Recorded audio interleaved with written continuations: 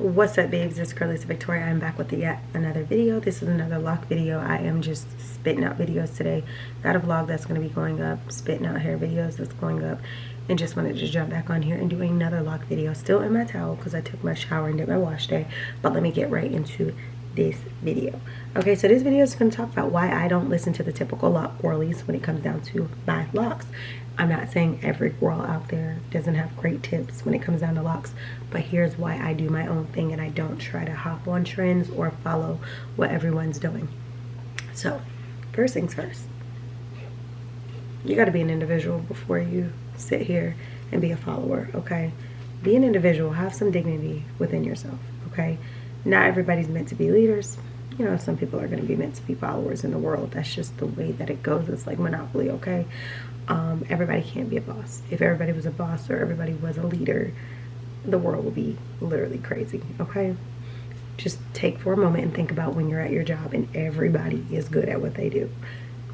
The chaos that comes. Or if you're with a group of girls and everybody's opinionated, strong-minded, strong-willed, that's going to be a disaster. I mean, it could be lovely, but it also can be literally like a ticking time bomb. Same thing. So when it comes down to my hair, I don't listen to every single video that's out there. Like I said, no shade. I'm not saying that there isn't any girlies out there who don't have great tips, because I know that there are. But when I say I don't listen to everything, I'm just saying everything that's being pitched or given in a video does not mean that it's going to pertain to you. You have to be able to look at a video, decipher what works for you, what doesn't work for you, decipher, is this really for the look or is this for the health? Because, and that's a big thing. Sometimes we're so pressed, and I'm saying we, speaking hypothetically, but also speaking as a culture, as a community, get so consumed with things by appearance, but we don't really focus and hone in on what's to come outside of that appearance. You can take that advice and you can run with that, sis. That can be for your hair, that can be for your relationships, that can be for everything, okay? I just gave y'all something to chew on for the day. You're welcome. No, but a lot of times we don't think about, like, okay, well, I might want a genie ponytail, and I'm just using an example. I might want a genie ponytail, or I might want this bone straight Brazilian looking look on my real hair. I want to go get a blowout and I want to do all of this on a loose natural hair. But you don't think about all the heat damage that it's going to take to get that look that's going to probably end up being fluffy within seconds because of the humidity outside and the heat or the rain. But we think about, like, no, this is so pretty. I'm willing to damage my hair today to get this look that's not even gonna last for tomorrow. It's that thing of like fast food society, you know, we want it now. There's no patience. There's no, you know, let's wait for great results. And in my past, there's been times where I'm like, girl, I'm gonna get that blowout. I don't care. I know it's gonna be humid. I don't care. I'm getting a blowout because I'm getting a cut. In the Dominican place that I used to go to, there was a spot that, I don't know, they were just good at like cuts and stuff. Every time you would get your hair cut by them, you would have to have your hair blown out in order for them to cut it, because they were so precise on their cutting.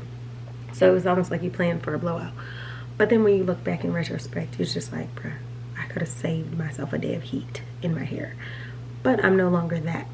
But at the same time, I think we, as a community, as people, we make decisions for our hair that we don't even think about the long term. For example, y'all hear me talk so much about bleach. Like I said, I'm not saying that I won't ever bleach my hair again. I think that that right there will be hypocritical, because if I end up going to bleach my hair, y'all gonna be like, I thought you said you will never bleach your hair. But what I will say is I will not bleach my hair as regularly as I used to in my first set of locks. Why? Because I just think that that stunts your growth. I think that damage could be caused, and I think that it can change your texture. Now, do I feel like I combed my locks out the first time because I was experiencing damage? No. I just wanted to go back to loose natural. Like I told y'all in many videos, it wasn't a journey for me. It was just something to do. So I had those thoughts all the time. Whereas on this journey, I have never thought about getting rid of my hair so far. So it's different. But I used to be just coloring my hair, just thinking like, well, my locks can take the color better than my loose natural hair would have been able to take the color. So, well, bleach me up, let's do this, bring me out. And really I was, you know, not benefiting from it. Like, I wasn't experiencing brittleness and breakage, and I wasn't experiencing lost locks from it, but it still just was not a healthy routine to have. Personally speaking, I don't want to sit here and I'm like going between so many different tenses, so just keep up with me. Now I'm back personal about me.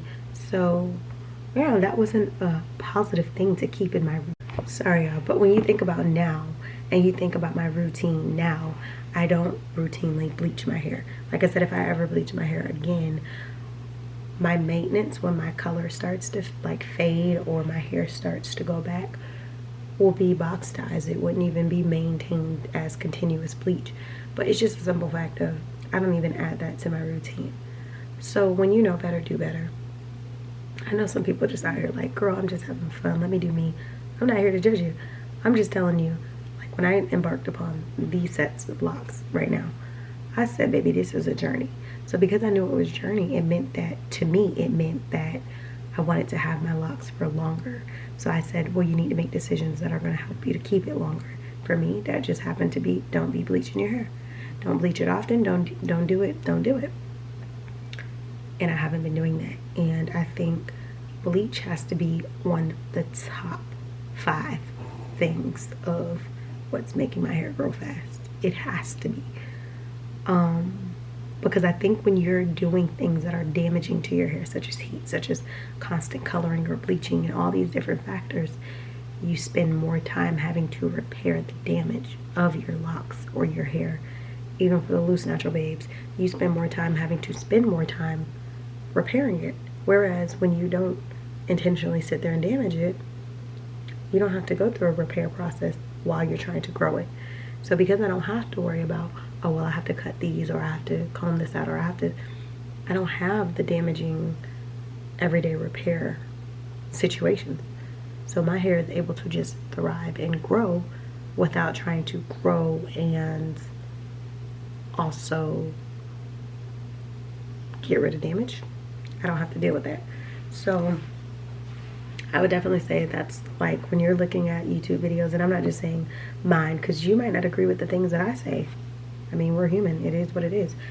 But when I say I don't listen to everything that the GWORLIE say, and maybe you shouldn't listen to everything the GWORLIE say, I'm saying certain information.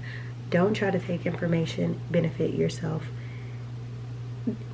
Don't try to take the information and find or justify a way for it to benefit you when you know it's not a good habit to have.